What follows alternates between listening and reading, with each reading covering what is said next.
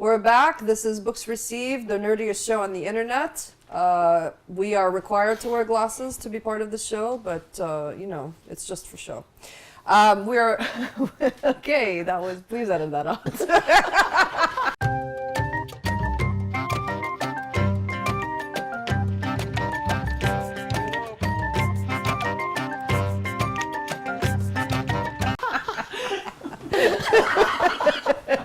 Only people in studio, our Skype callers, our Skype members do not wear glasses.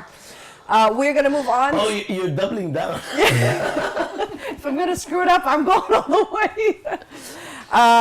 We are going to move on to our next two texts, and I'm going to hand it over to my co-host, Bassam Haddad, who's going to tell us about our next text. Okay. All right. So our next book is, where should I look at?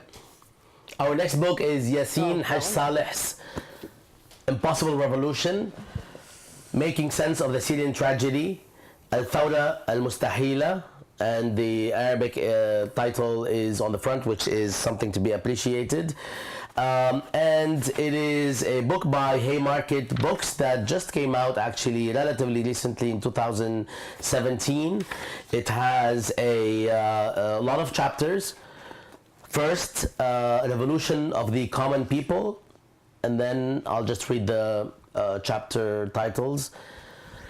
The Shabiha and their state, the danger of a state of nature, arms and the revolution, the roots of Syrian fascism, the rise of militant nihilism, Assad or no one, an image, two flags and a banner, the destiny of the Syrian revolution, and then finally the neo-sultanistic state. The book is actually by, as I shared, Yassin Haj Saleh, who's widely regarded as Syria's foremost thinker and the intellectual guru of the Syrian uprising. He has written and edited 5 books in Arabic, but this is his first in English. This bio does not give him enough credit and doesn't do justice to his background. Do we have a broader bio? If someone can send it to Nadia while I go over the rest of the material.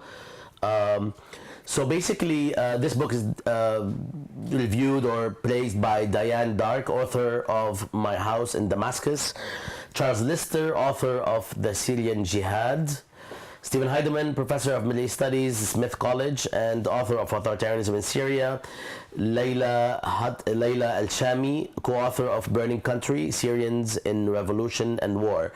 The book is actually one of the more recent books and written by someone who has indeed been at the forefront of supporting the Syrian uprising almost at any cost. There's quite a bit of polemics surrounding Yassin Haj Saleh's work, not early on, but later on as the Syrian revolution moved forward.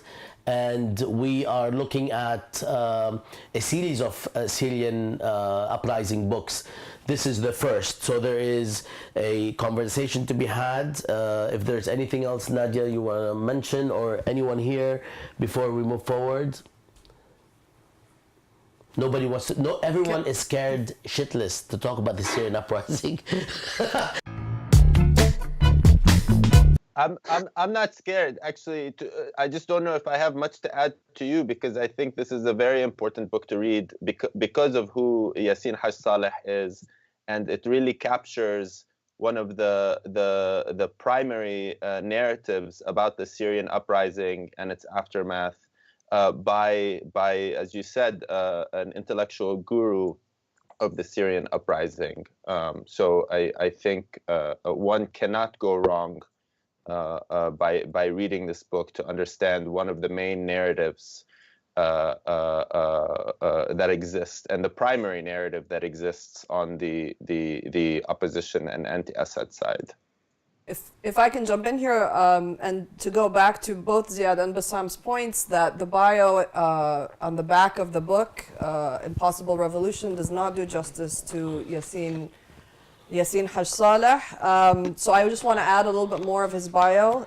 He's born in Raqqa, and spent 16 years as a political prisoner from 1980 to 1996 in Syria. And he's been living in exile in Turkey since 2013, where he's still struggling for Syria. His wife, Samira, was abducted, and he has been very active in around her abduction as well, in getting her back. Okay. I mean, it's say more okay that about we him? don't have, I mean, this is basically what you said is what's significant. Yeah. There's no need for any updates. I mean, that's the main issue, that he was imprisoned by the Syrian regime for a very long time and has a history of resistance as part of the Syrian left, the Syrian opposition, and is in a position at the beginning of the uprising was in a position where all of us were, reading what he wrote, and we actually were one of the first, if not the first, English publication that hosted him on Jadaliya and conducted interviews with him.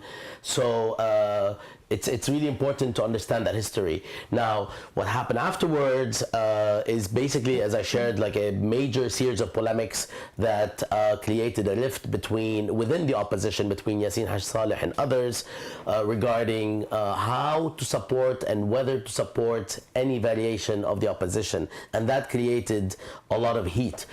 We're not, unfortunately, or fortunately perhaps, we're not going to delve into the details of all of these books, but it's important to understand the positionality of the author and the books we're looking at for people to actually go on further later on, review and so on, and address more critically. We would love actually to have something just on the Syrian uprising at some point and host people and guests who are discussing that alone.